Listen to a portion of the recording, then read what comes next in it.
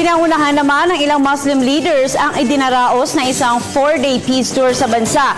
Dito pinapurihan nila ang mainit na pagtanggap ng mga Muslim Filipino sa naturang programa at nanawagan para sa pagkakaisa sa kabila ng pagkakaiba ng paniniwala. Narito ang aking report. Towards Peace 2015, Bracing Our Iman. Ito ang naging tema ng tinaguriang 4-day Philippine Peace Tour ng dalawa sa kilala sa buong mundo ng mga Muslim scholars sa panahon ngayon. Ito'y sina Mufti Ismail Menk at Sheikh Wael Ibrahim. Ang Towards Peace, Bracing Our Iman ay isang effort ng mga kamusliman, mostly sa religious sector. At alam natin may mga issues ngayon sa bansa natin regarding peace, but na-conceptualize to. Sa kanilang paglilibot sa bansa sa loob ng 4 na araw, nagkaroon ng pagkakataon ng ating mga kababayan na Muslim na makasalamuha ang dalawang leader na ito sa layong maipaabot ang mensahe ng pagiging malapit sa Allah Subhanahu wa Ta'ala at ang ibig sabihin ng kapayapaan.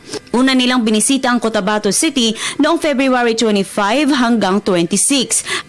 Halatang-halata ang tuwa sa mga mukha ng mga panauhin maging ng mga dumalo sa bawat selfie post ni Sheikh Ibrahim sa kanyang Facebook page. Hapon ng February 26 hanggang 27 naman, nang tumungo sila sa Marawi City, Lanao del Sur, na talaga namang mamamangha ka dahil doble ang bilang ng mga dumalo dito na umabot ng humigit kumulang 10,000 katao. Muli, aking nasilayan ang selfie post ng Sheikh sa bawat pinupuntahan nitong lugar. Sa huling araw ng Pebrero, sinalubong naman ito ng buong araw na programa na aabot 5,000 katao sa Cagayan de Oro City. Maging ang mga disenyo sa pinagdausan ng programa, kamangha-mangha. Kaya para kay Mufti Menk, naging espesyal sa kanya ang Pilipinas at ang mga Muslim rito dahil sa ipinamalas nitong pagtanggap sa kanila. I think Philippines is definitely an underrated country, which means people don't think as much as it actually is. I found it to be much better than I perceived it to be, 1,000 times better. The people, the warmth, and really I've fallen in love with the place.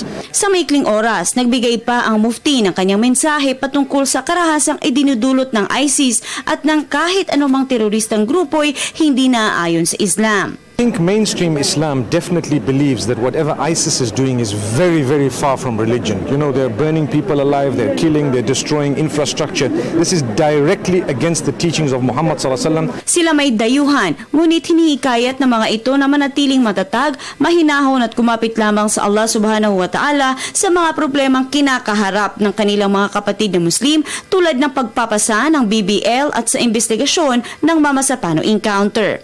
I think we need to be very patient, we need to be very forbearant, we need to be very tolerant and understanding, and we need to showcase this deen more now than ever before.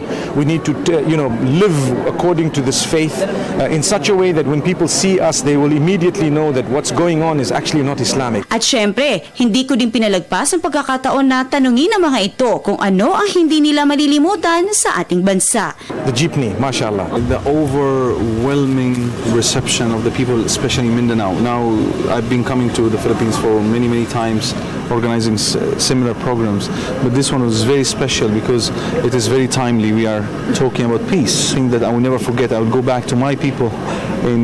I live in Hong Kong, so I will explain to them how the Muslims in the Philippines are yearning for peace. Pahabol ng mufti bago ito umalis ng bansa, nagpost ito ng isang litratong may caption na after a very successful tour of the Philippines, bidding farewell is not easy. I'm really going to miss this place. Ngiti at pag-asang naiwang mensahe ng mufti sa buong Muslim umma ng bansa. Christian country man ng Pilipinas, tugon ng mufti, pagkakaibigan at pagkakaisa ang pairalin kahit iba't iba ang ating relihiyon upang ating matamo ang kaunlaran sa mundo. At tulad ng pangarap ng nakararami kung siya'y may balak bumisita muli sa ating bansa? Inshallah, I will. I really hope so. And if Allah brings us back, I wish to come back, inshallah. Jazakumullah. Para sa Telebisyon ng Bayan, Princess Habiba Sadiq.